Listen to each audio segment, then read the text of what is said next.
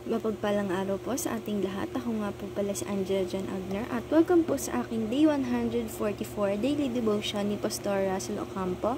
At para po ngayong araw ay ang pagpapatuloy ng series about the God's generous provision. At ang topic po natin ngayong araw, December 19, 2024 ay God is generous to those who seek Him.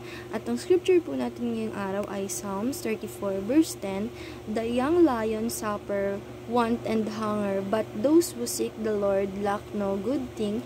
Sa Tagalog naman po, ang mga batang leon ay nagkukulang at nagugutom. Ngunit silang humahanap sa Panginoon sa mabuting bagay ay hindi nagsasalat.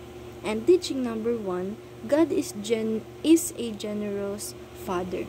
Sabi naman po dito na ang ating Panginoong Diyos po ay siya po ay generous o mapagbigay at hindi madamot na father o kaya tatay. Na tatay po siya sa atin na hindi po siya madamot at mapagbigay po siya sa atin. And teaching number 2, God does not withhold any good things. Sabi naman po dito ng ating Panginoong Diyos po, ang tatay po natin, lahat ay hindi po siya madamot sa atin. Hindi po siya madamot sa mga bagay na magagandang dapat ibigay sa atin. Bagamat ang binibigay niya lang po talaga sa atin is yung mga makakabuti sa atin at hindi mapapasama tayo. And teaching number 3, God wants His children to seek Him. Sabi naman po dito na ang ating Panginoong Diyos daw po ay gusto niya po na yung mga anak niya is sinisik siya or hinahanap siya or dapat na makilala siya. Kaya po tayo po na kilala na po natin ng ating Panginoong Diyos ay dapat po na yung iba naman po is ipakilala natin ang ating Panginoong Diyos para po makilala rin po nila ang ating Panginoong Diyos. Hindi lang po tayo, but sabi nga po na dapat buong nation ay dapat na makilala at manampalataya sa ating Panginoong Diyos. And application number 1, trust that God is generous. Sabi naman po dito na apply po natin sa sarili natin na dapat po na maniwala tayo na ang ating Panginoong Diyos ay talagang mapagbigay sa atin.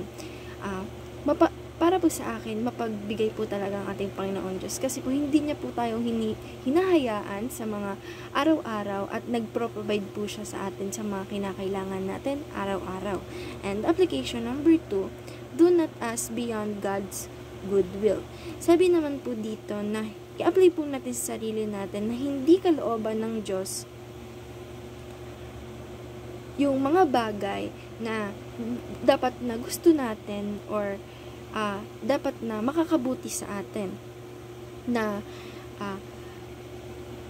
dapat po hindi po natin problemahin or hindi po natin masamain yung mga bagay na binibigay sa atin ng ating Panginoong Diyos. Dapat po na makontento tayo dito. Ayan. And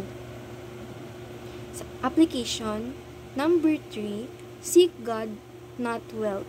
Sabi naman po dito na i-apply po natin sa sarili natin na hanapin natin yung ating Panginoong Diyos at wag po natin hanapin yung kayamanan. Dahil po, mas maganda po at mas gusto ng ating Panginoong Diyos na hinahanap natin siya at hindi yung kayamanan. Kasi nga po, yung mga kayamanan na yan, pag nasa God's timing na po tayo, mas maganda po yung kayamanan na yan dahil kilala na natin ang ating Panginoong Diyos, hinanap na natin ang ating Panginoong Diyos at binigyan niya po tayo ng talagang makakabuti sa atin na kayamanan. And discussion, why should we seek God and not wealth?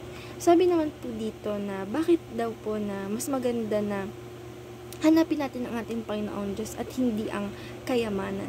At para po sa akin at para po sa devotion ngayong araw na mas maganda na hanapin natin ang ating Panginoong Diyos sa ating buhay dahil kapag tayo ay may problema, hindi naman po yan masusolusyonan ng kayamanan.